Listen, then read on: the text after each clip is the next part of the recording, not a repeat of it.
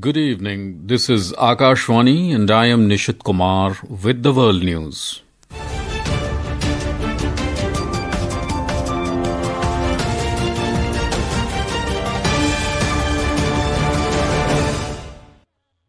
The headlines. Prime Minister Narendra Modi says next-gen GST reforms coming into force from tomorrow will change the nation's growth story and greatly benefit all sections of society. United Kingdom, Canada and Australia formally recognize the State of Palestine. Afghanistan rejects US President Donald Trump's threat to reclaim Bagram Air Base, vows unyielding resistance to any foreign military presence in the country. And in Asia Cup cricket, Pakistan set 172 runs target for India in the Super 4 thriller in Dubai.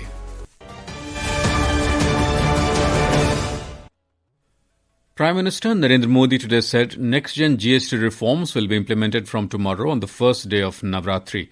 Addressing the nation this evening, Mr. Modi said GST Bachat Utsav will begin from tomorrow and people can buy their choice of goods at a lesser price. He added that the nation's growth story will be changed with these reforms. Navratri के पहले दिन से next generation GST reforms लागू हो जाएंगे। कल से देश में जीएसटी बचत उत्सव शुरू होने जा रहा है। इस जीएसटी बचत उत्सव में आपकी बचत बढ़ेगी और आप अपनी पसंद की चीजों को और ज्यादा आसानी से खरीद पाएंगे। हमारे देश के गरीब, मध्यम वर्गीय लोग, न्यू मिडिल क्लास, युवा, किसान, महिलाएं, दुकानदार, व्यापारी, उद्यमी सभी को ये बचत उत्सव का बहुत फायदा होगा.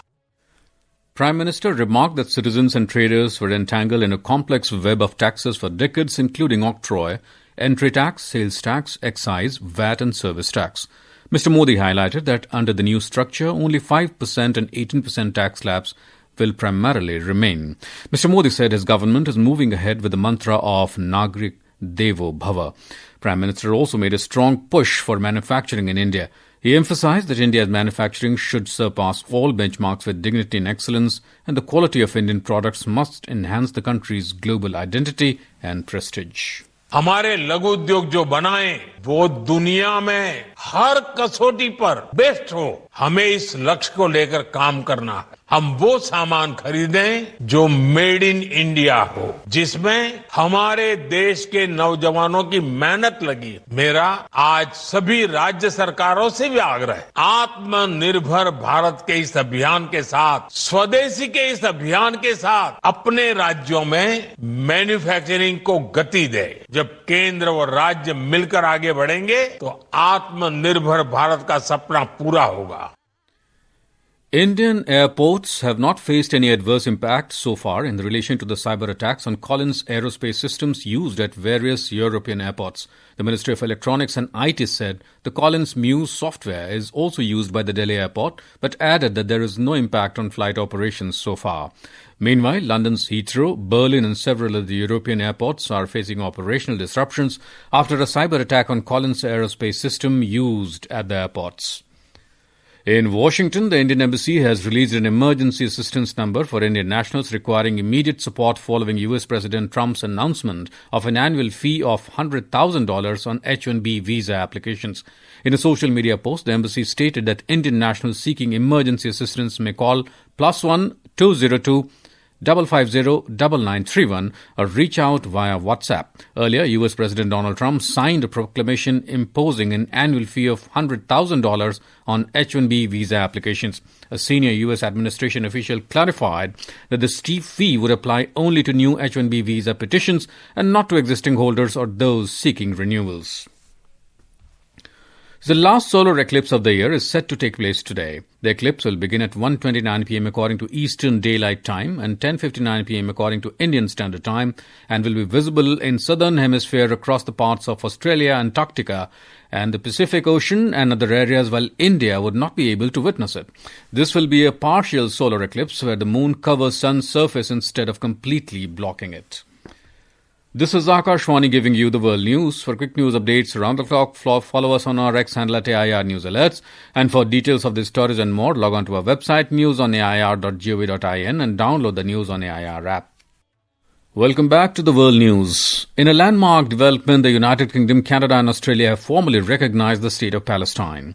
British Prime Minister Keir Starmer announced in a video statement that the United Kingdom is formally recognizing the State of Palestine, describing the move as a step towards reviving hope for peace and a two-state solution. Today, to revive the hope of peace and a two-state solution, I state clearly as Prime Minister that the United Kingdom formally recognises the State of Palestine. We recognised the State of Israel more than 75 years ago as a homeland for the Jewish people. Today, we join over 150 countries who recognise a Palestinian state also.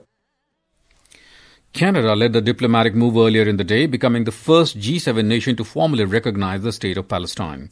Australia followed suit shortly after, with Prime Minister Anthony Albanese and Foreign Minister Penny Wong issuing a joint statement affirming recognition of Palestine as an independent and sovereign state. Afghan officials have sharply rejected U.S. threats to reclaim Bagram Air Base, emphasizing that any attempt to re-establish a foreign military presence would be met with unyielding resistance. Mullah Tajmir Jawad, first deputy of the General Directorate of Intelligence, responded to calls for the U.S. to retake the strategic airfield by saying the Afghan government would preserve the current system. Afghan Defense Minister Mohammad Yaqub Mujahid also told the media if U.S. don't want to leave and want more bases, then they are ready to fight for another 20 years. This reaction comes after U.S. President Trump yesterday issued a stern warning to Afghanistan demanding the return of the Bagram Air Base to the United States. Iran has announced that it will suspend its cooperation with the International Atomic Energy Agency after the UN Security Council failed to extend sanctions relief under the 2015 nuclear deal known as the Joint Comprehensive Plan of Action. In a statement, Iran's Supreme National Security Council, SNSC, condemned the actions of E3, France, Britain and Germany, accusing them of undermining diplomatic efforts. The SNSC described the European nations' actions as ill-considered and confirmed that Tehran would halt its nuclear cooperation with the IAEA. Pakistani security forces extrajudicially killed at least 5 Baloch civilians in separate incidents across Balochistan, highlighting a continued cycle of violence and enforced disappearances in the region, said human rights group. The Baloch Yakyeti Committee reported that the mutilated body of Ustad Aladad, a resident of Solar Gich in Panjgur, was discovered on Friday. PANG, the human rights wing of the Baloch National Movement, condemned the killing of Al-Haddad. The organization said the discovery of his tortured and discarded body reflects state-sponsored violence, systematic genocide, and the impunity enjoyed by perpetrators in Balochistan. In cricket, chasing the target of 172, India were 19 for no loss in 2 overs against Pakistan in the Super 4 match of Asia Cup at Dubai when reports last came in. For Pakistan, Sahib Zada Farhan top scored with 58 runs, while Shivam Dube was India's best bowler, taking 2 crucial wickets. India paid dearly for their 4 dropped catches as Pakistan raced to 171 for 5 in 20 overs. Abhishek Sharma dropped 2 catches, Kuldeep Yadav 1, and even Shubman Gill dropped a catch towards the end. Earlier, India won the toss and put Pakistan into bat first.